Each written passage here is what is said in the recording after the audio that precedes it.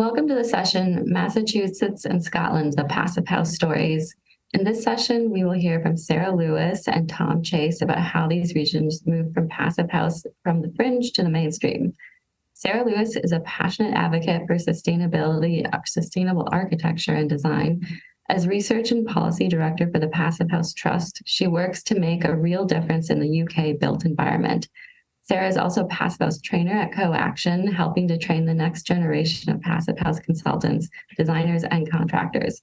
She authored PHPP Illustrated, a designer's guide to the Passive House planning package. Sarah was named Sustainability and Environmental Woman of the Year at the European Women in Construction and Engineering Awards in 2018. She has extensive experience in building performance monitoring and evaluation projects, has lectured at numerous conferences, and served on the judging panel for MIT's Climate CoLab Sustainable Building Contest. And Tom Chase at CPHC is a senior program manager at the Massachusetts Clean Energy Center, MassCEC. At MassCEC, Tom develops and manages commercial, industrial, and large residential building decarbonization programs, including supporting outreach and coordination of passive house expansion efforts. Prior to joining MassCEC in 2022, he managed a team of project managers, engineers, raters, and verifiers at New Ecology, Inc. as Director of Green Building Services, supporting the design, construction, and operation of hundreds of building projects, including several certified multifamily passive house projects. Tom's background is in ecology, architecture, and urban and industrial environmental management, and he holds BA and MA degrees from Wesleyan University and a Master's of Engineering Management from the Yale School of the Environment. With that, I'm going to turn it over to Sarah to tell us the UK story and Scotland story. Thanks, Heidi. Hello, everybody. Thanks so much for having me at this conference. It's really exciting for us being able to present what's happening in Scotland to a wider audience. I haven't given this presentation before today. You're getting a first look at it, so I'm going to rattle through quite quick to make sure I get to the end in time, but I'm super happy to answer questions when we get to the Q&A later on. So here goes. Right. So as Heidi said, I am representing the Passive House Trust. So the Passive House Trust is an independent nonprofit organization that really provides leadership in the UK for the adoption of the Passive House standard and the kind of methodology that surrounds that. Our aim is very much to promote the principles of Passive House as a highly effective way of reducing energy use and also carbon emissions from buildings in the UK. And then it's also really important to point out that the Passive House standard also provides this high standard of comfort and building health. And a really important, in fact, increasingly important thing, even in the UK, is the warming climate and this element around summer comfort.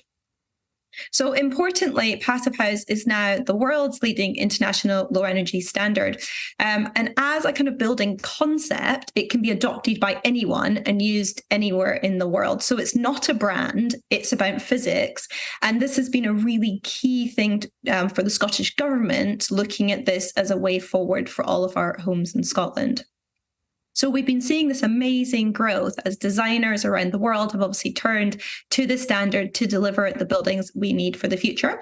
And from single family homes to kind of civic buildings and from schools to retrofits, Passive House projects are already a pretty familiar sight throughout Scotland. And of course, this year we saw the Scottish Government announcing plans to introduce the Scottish equivalent for the Passive House standard for its building regulations, which is the focus of my presentation today. So I'm just going to look quickly at some precedents of what we've had in Scotland so far. So it's currently estimated that we've got 35 Passive House schools either underway or in the pipeline in Scotland, which is a lot. And it's even more remarkable because the first Passive House, Scottish Passive House school just finished on site. I don't think it's quite got its certification yet. So as a slight side note to this presentation, the Scottish Futures Trust, or the SFT as we refer to them, they provide funding for schools in Scotland, and they are largely responsible for this uptake in Passive House because what they did is they linked performance in use, measured performance in use, to the release of funding. So basically to de-risk projects, project teams, project sort of client groups, contractors were all looking to see what they could do to de-risk their projects. And of course, they very quickly arrived at Passive House for all the reasons I'm sure most of the people at the conference are already familiar with. And I'm not here to talk about that Scottish Schools programme, but it is a kind of key part of that kind of Scottish Passive House story. So I do encourage you to take a look at what the Passive House Trust have on their website on this story, because it is an important part of it. And one of the most important outcomes from the schools programme so far has been that the Scottish construction industry, and in particular the bigger contractors who are delivering those school projects, and therefore their whole supply chains as well, have had to rise to the challenge of the Passive House standard, and they've done that in a really positive way. So that's been part of the really amazing story so far in Scotland. And then social housing providers and local authorities who provide housing have been undertaking Passive House projects for a number of years in Scotland. And in the last couple of years, there's been this dramatic increase in the scale of planned social housing projects with sites of 100, 200, sometimes even 400 plus homes. So again, we're seeing that shift even in advance of this regulation coming in. And then I just wanted to put this slide up just to show you a selection of kind of like certified self-build projects. And I think it's really important for people to see the diversity of styles and typologies which are all being delivered to meet the performance requirements of Passive House in the Scottish environment. So I wanted to put that up. And then this is kind of more for the international audience. I wanted to show you how much of a step change Passive House is from our kind of usual business as usual UK or Scottish approach. So this chart is showing the energy losses on the left through a typical house built last year. And you can see that even once you add in the solar gains and the internal gains, the bit in pink, which is what the heating system has to do, that's a huge amount of energy.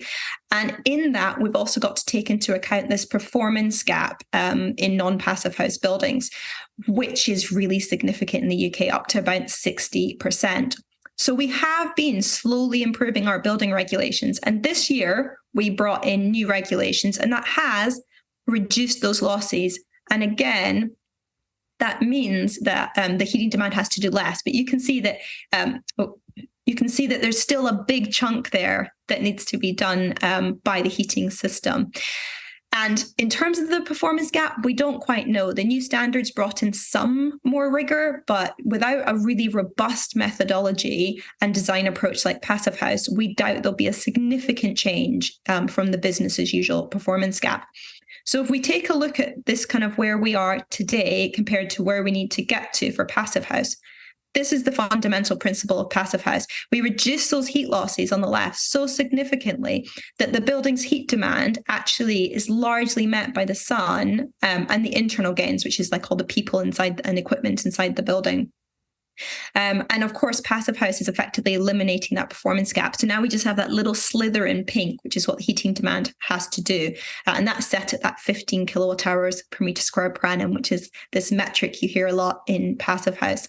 And it's important for us in the UK and internationally to know that this isn't a standard that's constantly changing. The metrics for Passive House have sort of remained more or less unchanged since the 1990s, such as that kind of 15 kilowatt target for or limit for space heating.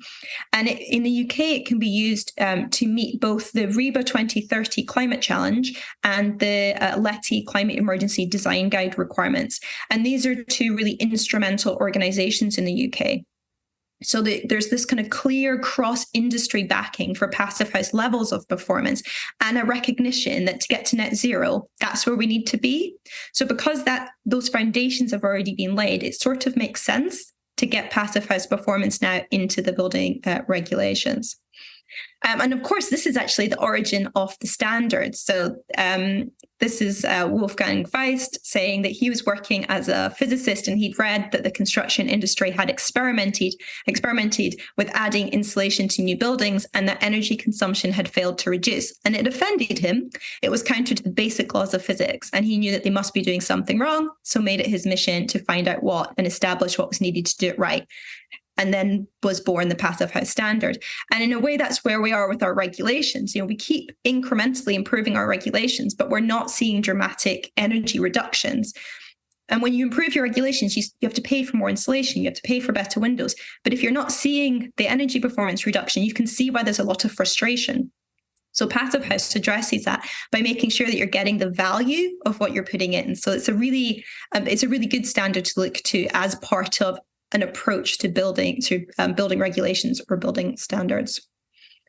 So this is something people are probably already familiar with, but I just thought I would just very quickly do that kind of step back, big picture, starting with this graph, which was from the IPCC in 2018, and it was identifying the CO2 pathway we need to follow to get to net zero. So that's our red line here, and it's already scarily steep. And then every day that we don't make really impactful choices to reducing our emissions, that line just gets steeper. Each year we carry on the other trajectory, our red line is getting steeper. So we absolutely have to act now. And that's why the Scottish Passive House equivalency that we're here to talk about is so exciting. And just to be clear, for us to meet our part of that reduction in the built environment, we're not talking about the slow, gentle, incremental improvements in building codes. We are talking about really urgent, dramatic action. And it needs to happen not in kind of 2045, which is the Scottish net zero target, or 2050, the sort of more commonly cited one. And it doesn't even need to happen in 2025. It kind of needs to happen today. And we've got the tools already at our disposal through Passive House. So we need to be utilizing them now. So with that kind of really steep line in our minds, it's how are we getting on in the UK with our reduction? Well, this is looking at the greenhouse gas emissions from our buildings, and you can see pretty much no discernible improvement over the last decade. So a bit of lost time there that we need to catch up on. So this is us now going to look at how Scotland's looking to change all of that. So first, I thought this talking about the process would be interesting internationally, although obviously the specific process in every country will be unique. And I think in the States, it's even in every state is unique, but it's interesting to see, I think, the Scottish journey. So first of all, we had a citizens' assembly, which was in 2020, and I'll explain what that is on the next slide. But that concluded towards the end of June 2021.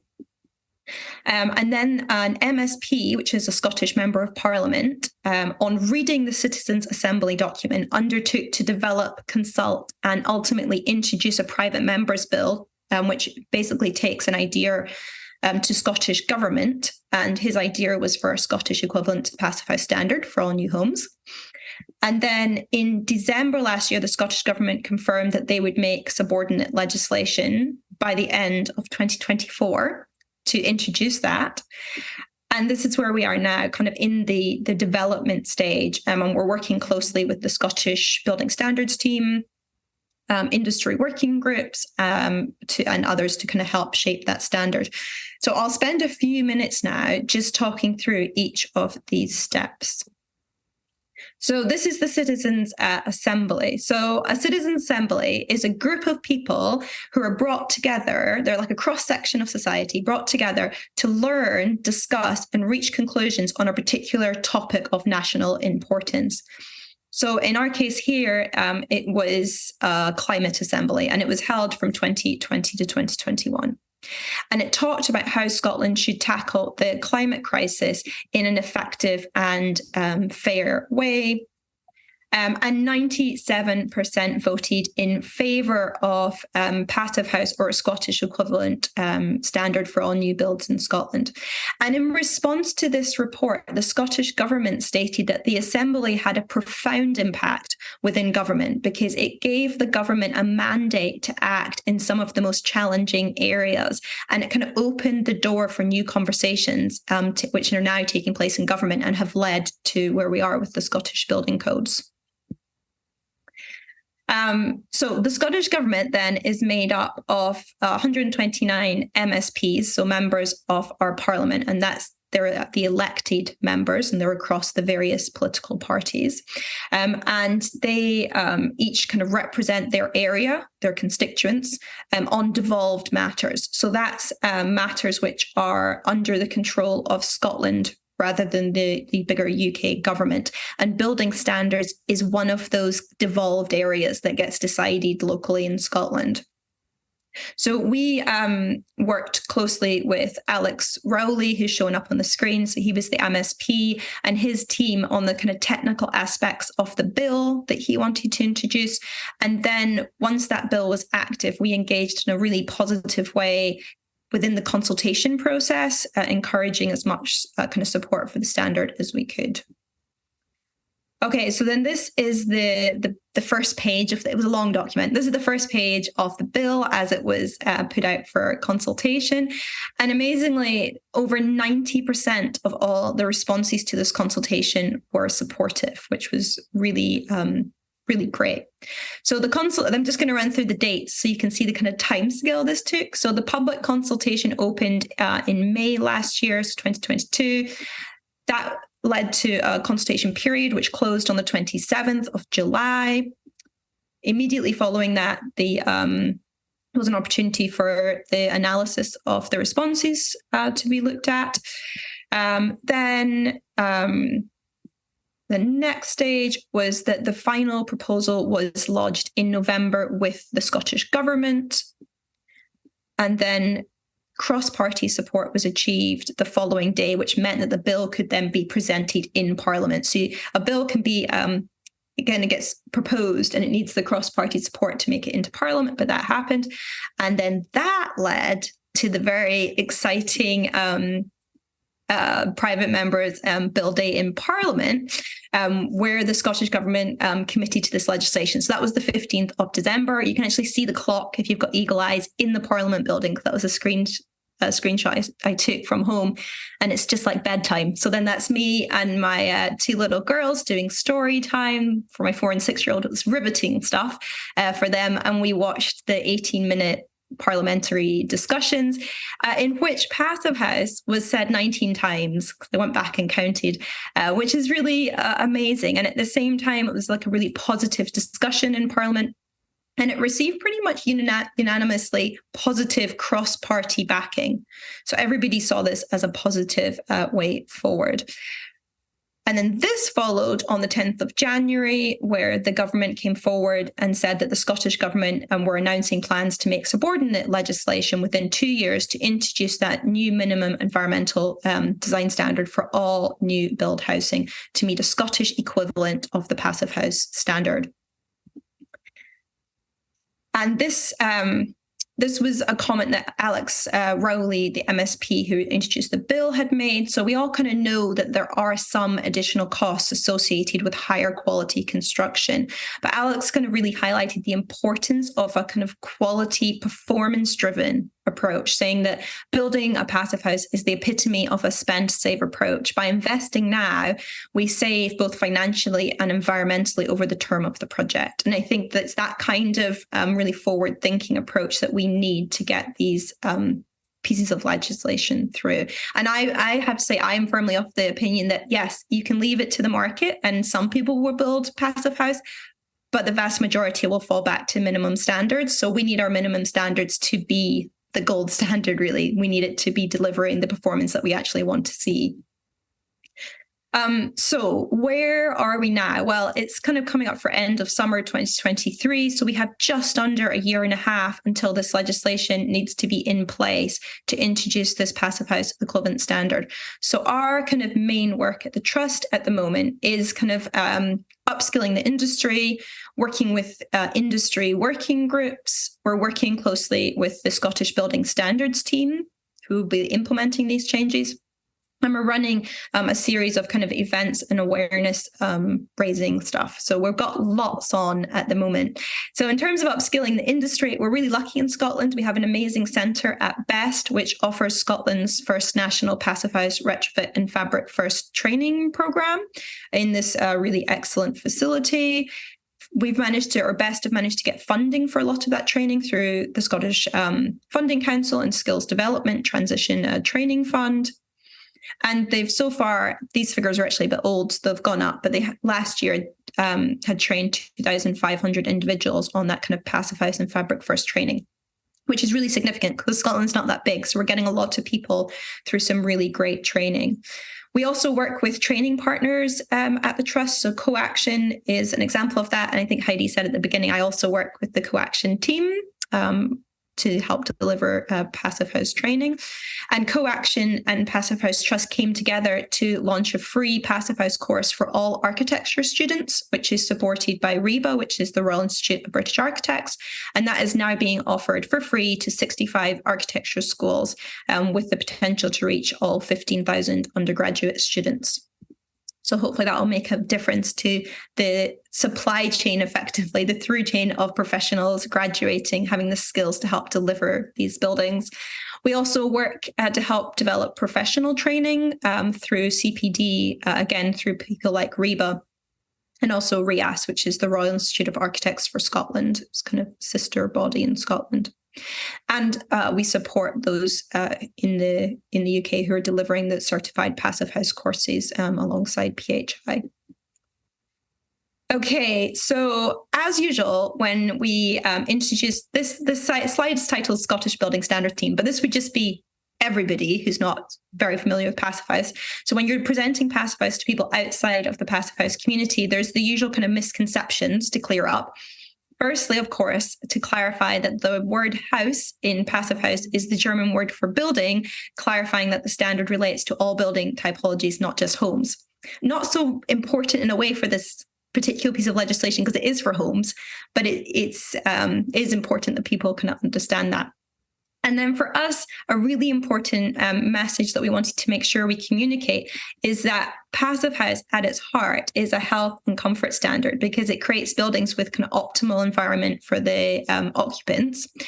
And then that Passive House really provides us with our best kind of route to net zero. So our best route to minimize whole life carbon. So the methodology obviously is minimizing operational carbon, but the methodology also encourages an optimization in a way of embodied carbon through the efficient form of the building. And then, of course, Passive House is this international leading energy standard, which it's most well known for. And this, along with the proven quality assurance and performance, make it the most appropriate standard for us to look at for our buildings in Scotland. And for us, another important thing to point out in discussions is that just building to Passive House kind of principles or ideas is not the same as building to the Passive House standard. So in Scotland, we're looking at Passive House equivalency. We're not looking at full certification. So for us, what's really key is that it's not just that some Passive House metrics get plucked out and popped into the building standards kind of business as usual approach. We need to have a different approach to compliance to make sure that we actually deliver what the government's looking for. So I thought I'd just very quickly run through these kind of like what we see as those key principles and characteristics of a Passive House, which have to be introduced into the new standards to deliver on that government ambition. So the first two principles are form factor and orientation. So the kind of shape, complexity of the building and the orientation. And both of these are set very early in a project. Now, traditionally, people would do their building standards compliance calculations at the end. So we need to change that whole methodology for designers and start the calculation process much earlier, which is what the Passive House suite of tools allows you to do. The next 5 principles are just the kind of really basic physical characteristics which relate to the building fabric. So you've got super insulation, triple glazing, which is the requirement in the UK, and we need that to be optimized for daylighting, and then considering allowing for obviously passive solar gain in winter, but really controlling that solar gain in summer. Then you've got mechanical ventilation with heat recovery, that very low air leakage rate, and that thermal bridge-free approach, or at least thermal bridging is all quantified and minimized. So the question is it as easy as this? If we put this into our building codes and building standards, are you going to have yourself Passive House performance? And at that point, we would say, well, not really. So while all Passive House buildings have those basic physical characteristics in common, so for example, they're all going to have a high performance thermal envelope, which relates to the climate zone in which it's located. To deliver the performance in use, they also have to sort of follow the principle of quality assurance. And that involves and should include accurate modeling in PHPP, things like site testing, blower door tests, and the correct commissioning of all the various technical aspects, inside and mechanical aspects of the building. In the UK, the kind of passive house community has a real issue with the use of the term passive house principles, as it is kind of widely misused in the UK to commonly refer to a project which actually doesn't meet the quality assurance requirements established by the standard. It might meet some other bits. So we do have a document that kind of goes through that. And I think we are looking at the equivalency. So some people might just say that's passive house principles, but what we're saying is it's passive house performance. And to get that performance, there's certain things that we need to do. So often in the UK, when people claim buildings meet or maybe exceed passive house standard, it's simply that they might meet one or more of those criteria. Or it might be that they have met the air tightness target, or they've incorporated U values which are similar to passive house, or maybe they've even shown that they can meet the heating demand of that 15 kilowatt number I mentioned, but maybe calculated using the regulation compliance tools, which are called SAP and SBEM. It would be incorrect to say that such a building satisfies that passive house equivalency because it's not adhering to all the principles that underpin that kind of quality assurance side. So that's the really critical thing for us. And obviously for it to be an actual passive house, it has to be modelled in the passive house planning package, PHPP, and it's got to meet all the requirements of the standard. So PHI have obviously established a really good process to certify that buildings can meet that standard. And PHI published the quality assurance criteria. So what we're hoping to achieve is a way for the Scottish building standards to deliver buildings which also meet the requirements of the standard, including a framework for quality assurance. We would also like to see PHPP become the, or at least one of the compliance tools in Scotland. I don't have time to go into all of that in detail because I can notice I'm sort of running out of time. But happy to discuss more in the Q&A. And I just wanted to share this slide, and then just the final bit of the presentation is mainly about like good news stuff, so I can run through that a bit quicker. But I wanted to put this up because I thought this was really interesting. So this is looking at, you can ignore the orange stuff because that's to do with regulations that we're looking at in England. But this blue bar here is looking at the current building regulations that are in place in Scotland at the moment. So you saw those are quite far away from passive house. And if you model those in the compliance tool, you get one value. Now, if you model that same building in PHPP, you actually see that it's underestimated the space heating demand by 45%. So there's a 45% error built into that calculation compared to PHPP. And we know PHPP is really accurate. What was really marked was when we looked at the passive house classic standard and passive house plus and premium, what we see is a massive discrepancy opening up. So when you get these buildings which have very low space heat demand, the current compliance tools are not working. So you can see almost a 500% discrepancy. So when we're talking about performance gap, you don't want to be starting off with a 500% gap when you're still on the drawing board. So we need tools that work as well. So that's why we're very supportive of PHPP being used. I think what I was going to read out these various quotes on the next 3 slides, but because of time, I'm not going to, but I think these slides will be made available to you after the session, or you could always screenshot them. But I would just say that another kind of key branch of our work in Scotland is around events and awareness raising. And there are so many good news stories from passive house occupants. So we need to make sure these voices are heard. So you can have a read through these at a later date. But these are from people who are living in social housing projects.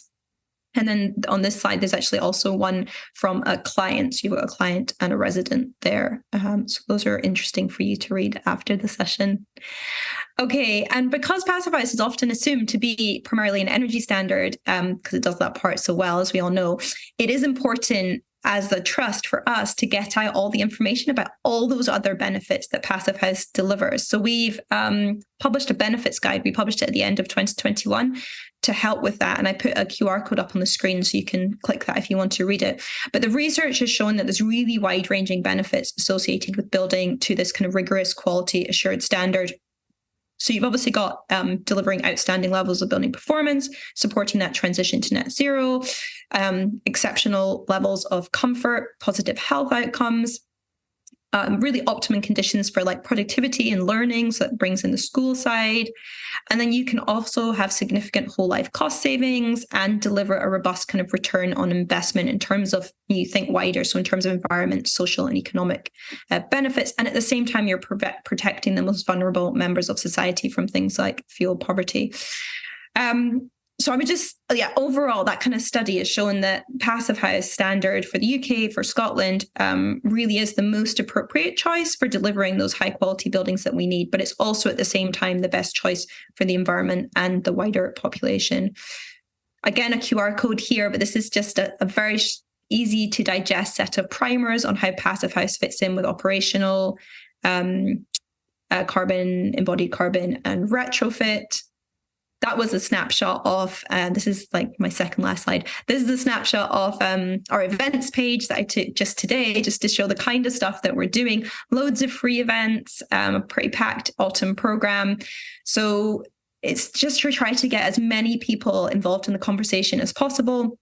We've got our UK conference, which of course everyone is invited to join us at on the 16th and 17th of October. And of course, we've got the winter edition of the Passive House Open Days that I'm sure you'll have lots of in the States as well, where people can actually go and experience these buildings. And the image there is just a workshop that we ran for Scottish architects. So lots of events like that. And then I'm just going to finish by saying that the Scottish construction industry really is kind of rising to the challenge of the Passive House standard. And we've seen so many projects already completed or underway demonstrating Scotland's ability to embrace the standard. And in doing so, Scotland really is joining other nations and regions around the world in the kind of Passive House vanguard. And for inspiration, Scotland can follow Vancouver's example, where I read recently, you guys are probably more up on this than we are, but that Passive House policies have meant that the construction sector is the only category on track to meet the city's 2030 climate goals. So I thought that was very positive. And on that note, and slightly over time, I'm going to hand back to Heidi. No, thank you so much, Sarah. That was fantastic. And I am just going to pass it right off to Tom. So take it away. Great. Thanks, Heidi. And thanks, Sarah, for that really interesting presentation. I think that's some parallels to what we'll tell with the story in Massachusetts, and also some really unique resources that we can look to as well. So hi, everyone. Tom Chase. Glad to be here from the Massachusetts Clean Energy Center to tell the Massachusetts story of how we've scaled up specifically multifamily passive house design and construction and certification, from pilots to full-blown policy. The Massachusetts Clean Energy Center, for folks who don't know us, we're a quasi-governmental state agency, and we're tasked with scaling up and accelerating the clean energy transition across all sectors of the economy. So we have teams focused on all sectors of the economy. I'm on the high performance buildings team, and we've done quite a bit on the passive house front in that context. So just for a little bit more context for the buildings in Massachusetts. So on-site fossil fuel emissions in buildings in Massachusetts represent about 27% of the state's emissions. And that is the second largest sector after transportation. And it's larger than emissions from electricity generation alone. We also have utility bills for the average household of around $2,500 a month. So that's a significant expense. And about 2 million of our existing buildings will still be standing in 2050, which is the target date for net zero established in our state legislation. So about 80% of our existing buildings will still be standing 27 years from now. But we have about 500,000 new buildings that are slated to come on in that time. And so this is really a presentation about what do we do for those new buildings. So we've heard from our experts, from other presenters at the conference, from Sarah, the benefits of passive house design. We know ultra low energy use, which means significantly lower greenhouse gas emissions impact. Also healthier buildings with more fresh air, higher ventilation rates, better tenant experience in renter households. So they're quieter, more comfortable, not sharing each other's neighbors' air. We also see durability and quality benefits as well. These are better buildings fundamentally, and they also improve the ability to shelter in place, which we know is a major resiliency concern. So when we were looking to how to promote Passive House in Massachusetts, we also looked to some of our neighbors and what they were up to. So there was a push in affordable multifamily housing in Pennsylvania, specifically in Philadelphia first, and also across the state, really demonstrating that the Passive House standard and certification could lead to lower energy use in buildings, which is something that we hadn't seen from other green building standards that have been adopted there. We also have some really great operating performance data from buildings in municipalities in Massachusetts, for example, Boston, which has a building performance reporting standard. So we could look at buildings that had been built and were in operation and that have been certified either to, let's say, LEED or Passive House standard. And we could see that the Passive House building really delivered a far lower energy use than the other standard, even relative to LEED, but also relative to our building energy code in the state, which is fairly aggressive relative to many other states. And smaller states as well, neighboring states. We look north to New Hampshire, and this project really, once again, demonstrating that the proof is in the pudding, and that this worked to deliver the energy and emissions performance we were looking for. But we started to shop the idea around. There was some skepticism. Passive House, we don't know what this is. Sounds expensive. Is it? And how do we really demonstrate that it's not? So what we did at the Massachusetts Clean Energy Center is we said, okay, let's figure out if it is more expensive, how much more. Let's target a number and test it out, build it, and really collect actual built project cost data. So we're targeting an incremental cost below 3% of construction cost. We provided an incentive of up to $4,000 per unit for projects that were selected. And we ended up selecting 8 affordable multifamily projects that were headed into design and construction. So 540 units total. These are the first 7 of those projects to complete. And one of the big takeaways, in addition to the top level number, that on average incremental cost was about 2.4% of construction costs for these projects. Another big takeaway is just the diversity of scale and design, and really looking especially to, for example, in the upper left, a building that's built to fit into a historic district versus one in the lower center, which is a much different style. We can achieve this across all sorts of building styles, and we can do it with costs that are kept within reason. So the drivers of those incremental costs, much better ventilation than baseline code. Some costs were attributed to reducing thermal bridging. We had some buildings adopting shading features. We definitely had a higher level of construction verification. But we also saw a decrease in heating and cooling equipment costs as 6 out of those 8 projects were able to reduce their heating and cooling systems sizes. In most cases, we didn't see much of an incremental cost for additional insulation. And we also see that the window premium is coming down for windows that meet Passive House performance standards. So while we do have a small incremental cost in those pilot projects, these are also incremental costs for things that we want our buildings to do. We want buildings to be better ventilated. We want them to be more comfortable. And so really we're creating value at the same time. So the big takeaway, we know that Passive House multifamily can be built today in Massachusetts with low incremental costs, but also significant benefits, financial in terms of energy cost savings, and then owner benefits as well in terms of durability and long-term operations and occupant health and safety too. So we have a large group of allies and partners helping us to push this along. And this is just a small section of those, but we have groups like Passive House Massachusetts, an advocacy group, LISC Boston, a nonprofit, our local U.S. Green Building Council chapter, the Sierra Club, NESI, local and regional planning councils, and many others. And our goal is to translate these pilot results into a statewide program that would really incentivize multifamily Passive House construction across the industry. So in Massachusetts, we have a utility incentive umbrella program called Mass Save, funded by an on-bill benefits charge on electricity bills for all ratepayers. And the funds that are spent under Mass Save are determined through a 3-year planning period. So that 3-year planning period includes straw proposals, public feedback, and then adoption of plans.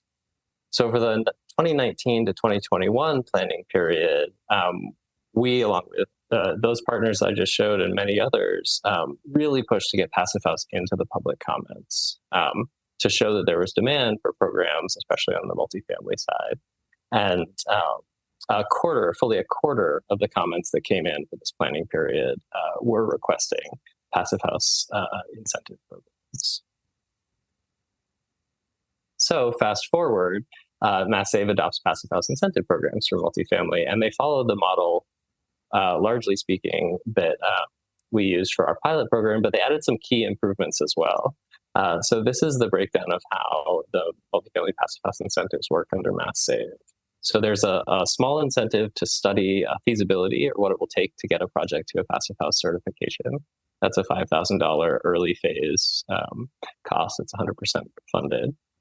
The program then funds 75% of energy modeling costs, up to $20,000 across the design period of the project. Once a project gets to pre-certification, there's a $500 per unit benefit that really helps keep the project going as we transition from design into construction. And then there's a post-construction certification benefit of $2,500 per unit as well. So these are simple and predictable incentives that a developer can bank on in their design and construction process. One of the big improvements that Mass Save added when they developed this program as well is the net performance bonus. So this one's a little bit tricky, but the net performance bonus essentially works out such that if you've designed and built a Passive House and you use this net performance bonus, your benefit will be about $2,500 per unit. You only get the net performance bonus if you either if you design a Passive House and you exceed the performance that would be required to get to a Passive House certification, you get this net performance bonus on top of it. But you also get this net performance bonus if you fail to achieve certification at the last stage. So there's an off-ramp that still provides some funding relative to actual performance in terms of delivered savings that gives developers some confidence that they're not going to completely miss out on the incentive. And this is what that incentive looks like in an actual project. So this is a 30-unit, 3-story multifamily project in Lowell, Mass. And the total incentive here works out to about $110,000 to the developer for expenses.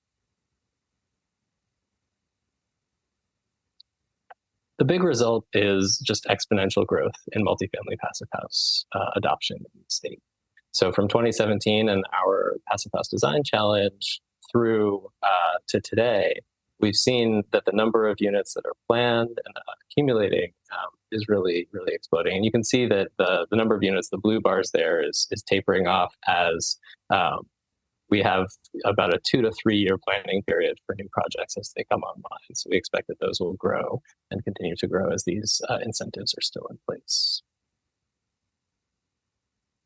So how to translate this for other states who are looking to expand, especially in multifamily Passive House. So some of the big lessons learned that we share for others is to, one, utilize that public benefit charge. So what we use to fund our Mass Save program, there are over 20 US states that have a similar charge structure and could potentially leverage that for funding. Leverage existing low-income weatherization and energy efficiency programs as well, and really find that pathway to public comment and shaping of those incentives to fund that. Another option is potentially state affordable housing funding. So where you have funding going to affordable multifamily housing, there's definitely an opportunity to carve out, especially for pilots, and demonstration projects, just enough to get folks over that incremental cost and get those projects out there to demonstrate the buildability of multifamily Passive House. And then the big takeaways from the program design, once that was really mainstreamed, is early phase feasibility funding, energy modeling funding to support design, keeping things simple and predictable, and having a fallback pathway to really allay fears of failing. We've also continued to invest in education, both for Passive House professionals and others in the industry, and we're tying that to existing education programs.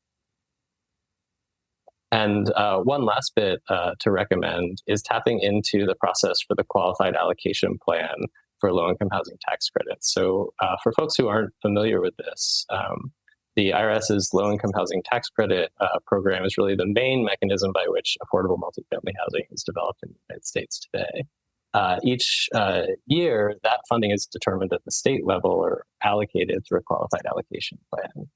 So it's possible with a green building section in the qualified allocation plan or other specific requirements to rank projects more highly when they achieve Passive House certification. And it's really all about driving developers to value Passive House in their development projects. And so that's something that we've seen in Massachusetts, but we've seen in many other states as well. This is just a snapshot of the video library and part of the training and resources that we're continuing to fund through MassSave in the state. This is at the Passive House Massachusetts page. And Passive House Massachusetts is also a partner with MassSave on creating and developing additional trainings. So these are some highlights specifically for builders, which we saw as a gap in the training curriculum in the state, and which anyone can go and take advantage of. So the big success is that from the kind of demonstration project through the utility incentive program, now into the state building code. So building energy code in Massachusetts set at the state level in 2008, our Green Communities Act established a two-tier code system. So this established a base energy code that every building in the state would need to meet, and then also added a Green Communities program with a stretch energy code. And this was pretty brilliant, honestly, because when a community opted in to become a green community, as the state's stretch energy code is updated, those green communities are automatically updated with code. So most of the municipalities in the state now are green communities, follow that stretch energy code, and some are still base code.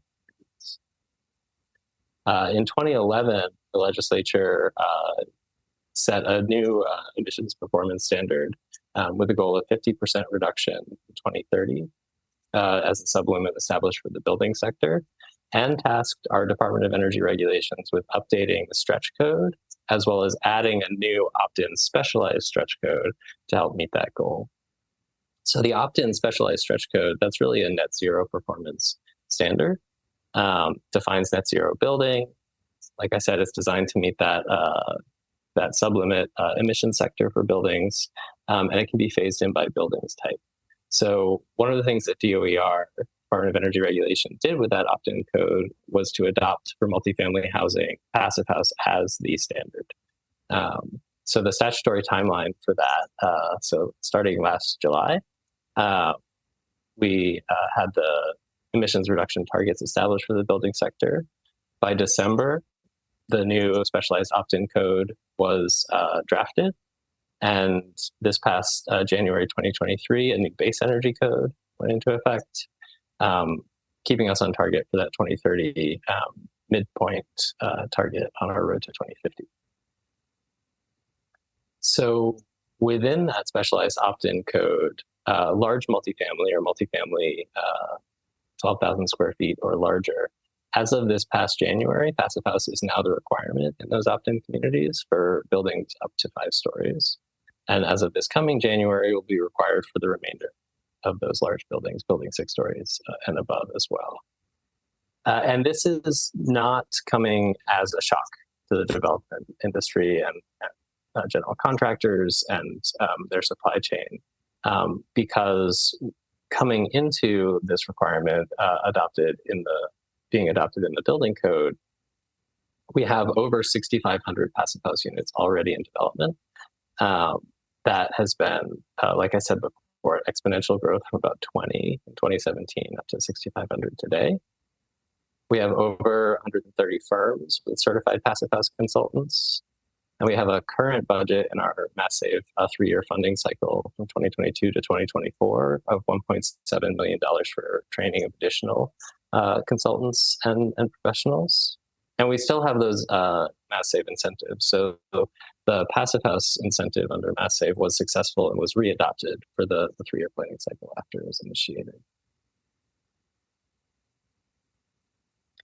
And folks are opting in. So as of today, we have 18 municipalities, including some of our largest municipalities, and places where much of the new multifamily construction is happening, opting in to this specialized stretch code, really making passive house the code for multifamily buildings in these municipalities. So where do we go next? So MassCEC is kind of looking always what's new, what's next, and where do we take this? So some of our other pilots that we're just starting off with are figuring out how to mainstream embodied carbon reductions in design, what that looks like. We're always interested in collecting performance data and continuing to prove the case for passive house. So either individual building energy performance data from municipalities or from owners and operators who are willing to share it. And then we're also looking to tackle the big question, that other 80% of buildings, how do we do zero carbon retrofits, zero operating and embodied carbon retrofits? And so stay tuned and look to our site and our blog posts as well, and what we're doing on those fronts for future pilots. And with that, I would say really glad again to be here. Thanks again, and looking forward to the Q&A. Hello, everyone. It was great sessions already led by Sarah and Tom, and we are all here live and looking at the chat. So if you do have additional questions, clearly, Tom and Sarah are already jumping in and answering questions as we go along. So Sarah, thank you guys, Sarah and Tom. To kick it off, I'll ask a question to both of you, and I think it is, what's next? I mean, I'm sure there are still hurdles. These feel like incredible wins, and they are. And I think the world is looking to you guys as examples of, how we can drive our other geographies towards where you are at. But I'm sure, the work is still to be done. So I'm curious, what are people talking about now as the next big piece to get through and to achieve? Should I take that first, Tom, and then you can follow in? Okay, so I mean, I feel like we're still, it might sound like we're at the end of some sort of journey, but we're very much not. So we've got a huge amount of work to do between now and basically the end of next year, because that's when the legislation needs to be ready to be signed off by Parliament. So we've got that time, and we're using that time with a lot of kind of stakeholder engagement. There's big working groups. We're working a lot with the Scottish Building Standards team, Scottish Government, but then with all the other stakeholders who are involved in the delivery of these buildings as well, to make sure that the standard is going to work for everybody. So those conversations are ongoing at the moment. And we're working with other members of the trust in Scotland. I know Jonathan Hines, I saw that he's in the chat today, and he's chair of the kind of Scottish Passive House Trust, and he's been really involved in those discussions too. So there's loads going on there, and that's just to get the legislation and standard agreed. And the other piece of work which we have to be doing at the same time, which is as important, if not more important, is the upskilling. So we need to make sure that everybody is ready for when this legislation is laid. So it's going to be laid at the end of next year for delivery the following year. So we need to train up a huge amount of people. We need to train up people who are going to be doing the certification of the Scottish Building Standard. We need to train them all up in, regardless of what the final standard actually looks like, it's passive house equivalency. So they need to be trained to that level of performance. So we need to get a huge number of people through the full passive house designer or consultant training course. We need to get a lot more of our contractors through the tradesperson course. So there's a huge amount of training that needs to be done. And there's the supply side as well, where we need to be working with the supply chains to make sure that we've got everything in place to deliver these buildings. So it's like a huge multifaceted project, and that's just for Scotland. And obviously we're having discussions UK wide about the kind of route to net zero, and we're hoping that Passive House will feature in all of the sort of devolved nations and around the UK. So yeah, I don't know if that quite answers it. There's a huge amount, basically. No, that's helpful. And Tom? And I have a similar response, and that's kind of upskilling and training to make sure that the labor force is there to implement on the requirements for that specialized opt-in code as they're adopted. And a big part of that is definitely on the folks who are certifying buildings and the rater community specifically. One of the really key parts of the specialized opt-in code from my perspective is that it doesn't just require designing to the standard, it requires final testing to the standard. So not final certification, because we know that that often comes well after a building needs to be occupied in operation, but the final testing requirements do need to be met. And so that is going to be a new process, I think, for a lot in the folks in the rater community, not just transmitting those reports to the PHI or BS certifying entity, but to building officials, for example. So the training is a big one. I think growing the opt-in code, it's had a really successful uptake amongst the big communities in the Commonwealth, but we have a lot of cities and towns, and so growing that adoption is also on the list. And then the big one, I think, in the back of it, not the back of everyone's mind, but the other really big one is what's appropriate for existing buildings, and how do we translate what we've learned for best practices for rebate programs, for code implementation and design. How do we translate that to what we know needs to happen? Interesting. Both of you, bringing up the idea of training, I think you're mentioning kind of on the design side. Is there conversations also happening around tradespeople? I mean, I bring this up having just finished a certified tradesperson course the other week. Here's hoping I pass the exam, but I'm curious if that's also part of the conversation. Tom, you take it first. No, it definitely is. So it's part of the conversation in terms of early career and workforce programs with the trades. What are we doing from high school level on folks to get them ready for this new building environment? For existing tradespeople, I think there's a bit of effort there as well. And I actually think this will be a really fruitful interaction between the Passive House implementer, practitioner community, and the trades folks. This is a really good opportunity to take construction kickoffs and mock-up reviews and those parts of the process and really turn those into learning experiences, so that when the team does their first Passive House building, it's going to be more difficult and it's going to take a little bit more time than what they're used to, and then the next one is.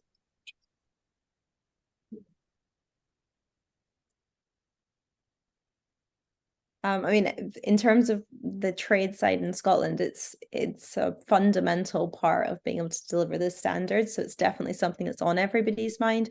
We've got some well-established Passive House tradesperson courses being run already in the UK, and then we've got the facility at Best, where we run practical sessions as well. So Best and Coaction run practical sessions there, and those are really great. And the learning in those sessions is really about understanding what it takes on site to get the quality that's required. So it's not just like a set of demonstration rigs. It's really like teaching rigs where people are like getting involved, having a go at actually getting materials in, seeing what it takes, reading a set of drawings, seeing if they can translate that to a sort of mini site exercise as a team, and seeing the kind of level of quality that is required to get sign off on a Passive House project. So having that kind of facility is really great. Not everybody can obviously get there and get trained. So it's also making sure that this kind of training is getting out to colleges and things as well, so that people are able to get trained, maybe specifically in installing insulation or whatever the piece of work that they're going to be doing on site. not necessarily going through the whole PHI tradesperson course, because the tradesperson course really is maybe more aimed at kind of management side, site management. But it's like everybody on site needs to get some training. So getting those kind of toolbox talks as well out on sites, making sure that it kind of trickles down so that there's an oversight with people who are fully trained, but then everybody's getting the information that they need to be able to deliver what's required to meet the standards. So I think there's lots of levels that we need to be working at training and support. And it's not everybody needs to have the tradesperson qualification, but it's certainly like an element. It's one piece of the puzzle. But yeah, lots to do. Well, thank you guys. So pivoting a little bit, I'm curious if you guys have perspective on the conversations with policymakers, with code officials, especially, from my perspective, I think a lot of us that we go into this and they may not have heard of Passive House, or, maybe they've heard of LEED or a different net zero in the US. What's the argument to say why Passive House versus something else, or coupled with something else? I mean, in Scotland, the journey to Passive House was kind of in a way through that schools program, which was not Passive House. All that schools program said was that here's an energy metric. And if you meet this energy metric, you get your funding. And we're going to monitor your building for 25 years. And you're going to get your funding if your building keeps performing year on year for 25 years. And clients could look at their current new build schools and they were like, well, these are not performing. They're on paper meeting the metric. And then when we monitor them, they're using 200 times more energy. Like it's nowhere near, it's nowhere close. So they were looking for some way to de-risk their access to that funding.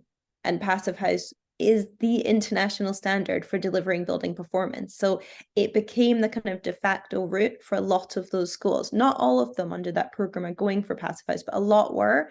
So suddenly in Scotland, you had everybody using the word Passive House, and it became synonymous with quality and performance. And we'd also had a couple of big failings in some schools. There was an issue. It was nothing to do with energy performance, really. It was to do with the way they were constructing brick walls, and a brick wall had actually fallen down at a school. So it was obviously in the press, and there was a big kind of inquiry, and it was basically down to design and site quality. And again, Passive House, because it meets those requirements, which seem to be, to me, would be a fundamental requirement of any build project. But Passive House was able to tick those boxes too. So it was just being used, and it was being used in that way. Like, this is something that means quality, it means performance. So it was already in the kind of language. And then when the Climate Assembly used that as an option, and when you describe to people what Passive House does, it makes sense that people would be like, yes, we should have that for our buildings.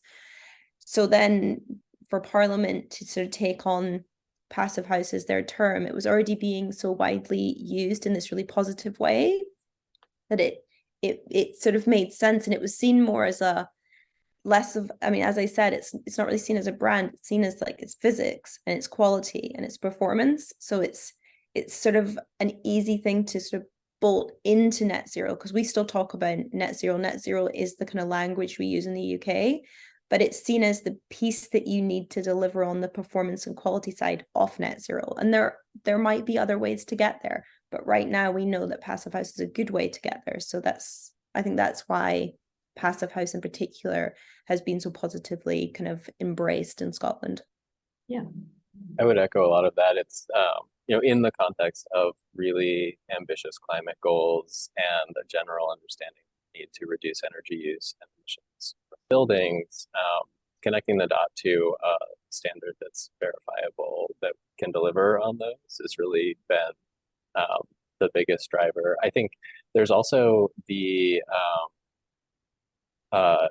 kind of selling Passive House emotionally to policymakers, and that is doing tours and demonstrating that it works. It's thermal comfort, it's quiet buildings, it's indoor air quality that are really the experiential part that helps with selling to the concept and justifying it. I think it's even things like, so for example, in the city of Boston, we have indoor air quality monitors in all of our classrooms, and a public dashboard you can look at those results. Most, I actually don't think any of those buildings are passive house buildings yet. And so it's going to be connecting that dot, for example, to say, hey, here's a performance standard that makes, City of Boston, Massachusetts climate goals, as well as this other piece that you're already interested in. I didn't catch that. Did you say there is actually performance data that's being published publicly so people can actually see, hey, this works?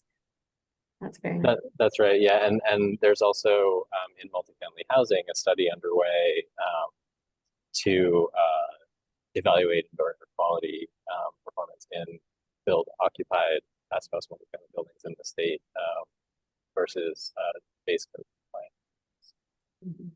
No, interesting. Sarah, just the idea that, this really kind of had a root in the schools in Scotland has me thinking. I mean, I think a lot of people probably attending this session and who are trying to move, the space in their backyard, in their states, in their province, wherever they're coming from, are kind of wondering, where do I start? And sometimes it's, go for the gold. In the US, do you go to the federal level? Maybe not. So I'm just curious if both of you have perspective as to say, start thinking about some other places where you can make inroads. Maybe it is your city level, maybe it's your schools. Maybe I'm curious if you guys have seen other places where adoption might take root, where, in a state where this is not common, people can at least start getting some momentum going. I mean, so the schools thing was quite unique in Scotland. I would say that what we had been seeing before the schools program was a lot of uptake with social housing, which I think do you call it public housing? Like housing that's funded by the state. So we'd seen a big uptake in passive house for social housing projects. And I think the reason for that was that they were looking for, well, first of all, these clients are building houses and then they're retaining ownership. So when you've got developers, it's a kind of harder sell to say spend more in the building because you're going to save long term if they're just selling it. So, and there are lots of financial reasons why that does work, because this is a higher capital return, all kinds of things. But social housing, there were a lot more ways to kind of meet needs through delivering passive house. So it was, you could reduce rent arrears. So a lot of the social housing projects in the UK there was a period where they had more funding and the government funding had been reduced. So they had to kind of cover more of their ongoing costs through getting rent from the residents who are living in those houses. So it's a lower rent, but they have to get that rent. And if you're in a situation where the energy costs are really high and you've got a choice, you either don't pay your energy bills and your electricity gets cut off, or you don't pay your rent, people were choosing, it's not really a choice, but they were having to not pay their rent so they could keep their energy on in their house for safety reasons, obviously. And passive house is able to, because you need such a low amount of energy, the costs are much lower for your energy bills. People were able to still pay their rent. So it reduced the rent arrears on properties in social housing. So actually it was a really good business move to build passive houses because you're protecting your future revenue as a social housing provider. So that was kind of one element. And then the fact that, the bills are really low, the residents are able to keep the heating on. That's actually good for the building health as well, because the building temperature is maintained. You don't get mold and condensation problems. The buildings are well ventilated. And then sort of long-term ongoing maintenance is reduced because of the higher quality build components, which are used in the first place. The more attention to site quality that's put into these buildings at the beginning kind of pays dividends in the long run. So I really feel like social housing is a really good kind of target area for passive housing. And it feels really good to make sure that, that people who are some of the most vulnerable members of our society have access to this kind of really safe, warm, high quality homes to live in as well. Well, yeah, we clearly feel the same way here with some of the pilot programming we've done. I think there's also, in terms of building momentum in, let's say, a state where that may be sluggish, but a municipality where you may have more leeway or demand. In Massachusetts, I think a lot of this conversation goes back to the much earlier work the city of Boston did with their zoning to require a green building standard in for compliance for larger projects, which has also been replicated in other municipalities in the state. It set the kind of expectation that whether it's special purpose funding stream or local regulation or particular entities rules, that there are going to be these recurring opportunities to introduce concepts either as higher performance options tied to bonuses, for example, in the low housing tax credit, qualified allocation plans, or as baseline requirements for programs. So I think at the city, county, town level, there are opportunities to introduce the incentives that get that first project built and get folks experiencing it. No, that's very helpful. I'm just gonna grab a question I saw earlier. I think Tom, you started answering it, but I'm curious to hear the full answer from both of you. Are you seeing builders gaming the system? Is that a problem, and how is it being dealt with? I actually had not heard of that, but I suppose, the world is big and it's always someone's going to try to play with it. I think it's a possibility. I think there are a couple of key ways that the Mass Passive House incentives have been designed such that doesn't really pay off. So the first is just the scale of the incentive. So the incentive is somewhere around 3.5 times higher than a typical building. It's a typical incentive a building would receive for delivery beyond code, just a bit beyond code performance to actually get all the way to Passive House. And the performance off ramp is really, that maxes out at right about Passive House level performance. So if you fail to certify or you fail to meet, let's say your final door test, for example, you receive a discounted incentive that really falls off rapidly if you come nowhere near hitting Passive House performance target. We're also seeing general contractors, some of the larger ones, attempt to differentiate themselves by training up and demonstrating that they can deliver this, because the general contractor delivers the building, the owner receives the incentive. There's a reason there for the general contractors to make the promises and follow through. So we're seeing that as well. And just the start of some performance contracting in those contract agreements, so that we can guarantee the project is delivered. So no, I guess is the short answer. Not really seeing gaming in the system, but it's something to keep an eye on. And Sarah, is anything odd happening in Scotland ever? Hopefully not either. No, I mean, the standard's not there yet, so nothing to gain yet. I know that, with the schools program, the Passive House certification is not a requirement. It's all to do with performance in use. So people are just using the certification as a way to kind of guarantee that they're going to get that performance in use. What I'm most interested in with the schools program is to see, because there have been a range of approaches, to see those other approaches and what the performance is with those other approaches as well. And then to look and see what kind of processes they had put in place, enhanced processes than they would normally, to try to deliver on the quality.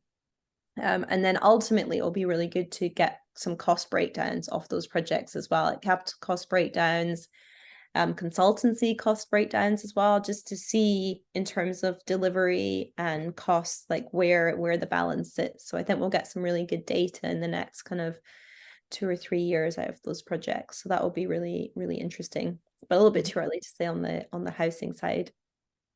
Well, no, that's a good lead into, I think, what will be my last question. I think we're right up getting close to time. I'm curious, obviously one of the big questions we always get asked when we're advocating for passive housing is around cost. We will usually, even both of you kind of talked about cost premiums. It was nice, Tom, that you were saying that you guys are now seeing premiums going down. You specifically mentioned window premiums seem to be going down, and there's some, insulation is no longer as much of an issue. But I'm curious how you've seen that conversation change even in your careers working on this, and as you've seen the adoption growing. Is it still as big of a conversation? Are you finding more specific ways to address those conversations? I'm curious. The cost is obviously such a big part of this. So any last words of wisdom do you guys have around the conversations around cost? I mean, it's such a huge question. I feel like that's a 25-minute presentation. 2 words or less. Well, the Passive House Trust did some cost research. It's a little bit dated now, so it's 2019, the cost papers we published. I'll pop them in the chat in a second. Those are really good to look at. We're going to revisit that cost research next year so we can update it. The benefits guide, I think, is a really good document that the Trust produced too, that looks at some of the wider benefits. And I think that's the conversation for me. I mean, I can see in the chat, people are talking about, oh, what about like the grid and peak demand? And it's like, well, Passive House addresses peak demand. It reduces peak demand. It allows assets to be the buildings to become like flexible assets in terms of how the government sees them. So you can draw energy at different points from the grid. That's a huge monetary saving to the country if you don't have to up the grid capacity.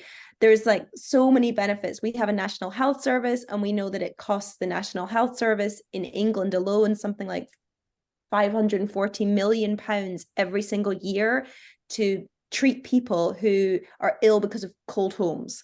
So that's a massive amount of money that we could plug in to better buildings. So and that's just one tiny example. It's like there's so many examples of the value that Passive House brings. So if there is a small cost premium, it's a really good value. At the moment, the cost paper was saying in 2018, the cost premium in the UK, best practice, people were getting about 8%, and the projection was that it would come down to about 4% as it's kind of rolled out at a bigger scale. So that's what we want to see, is are we getting to that level? But if we are around 4%, even 8%, I would say that's an excellent uplift if you're getting a higher quality building, lower carbon emissions, higher internal environment, better people performance. It's just like, it's a good news story, even if there's still a premium in my mind.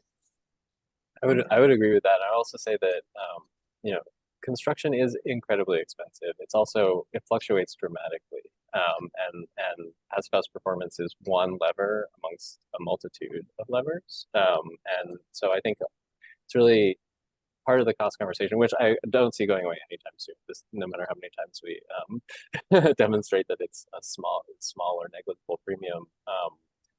The cost conversation I like to be having is about what you want out of your building. Do we want in a neighborhood that's well served by transit, do we want a big concrete structure for parking that's underutilized at many times the cost of Passive House performance, or do we want a Passive House building with less parking? So for example, when we see the elimination of parking minimums for affordable housing in Boston, that alone saves more than the incremental cost of Passive House project. And it's something Passive House is something we'd like to have. We'd like to have fewer cars in it. So that's how I like to have the conversation too. And it's also about understanding that you can make any geometry perform at Passive House level, but you can also design away a lot of those costs early on if you set it as a goal. If you try to tack it on at the end, it's going to get much more expensive. So those are some of the simple ways we keep coming back to turning the cost question on its head. The cost question is here to stay, I think, is the main takeaway there. But no, that's fantastic. And I do see, everyone is learning how to have that conversation stronger and stronger. And the reports and the data that your organizations and the Passive House Network are coming out with, I think are really helpful, having that conversation and showing that it is not as bad as people are making it out to be.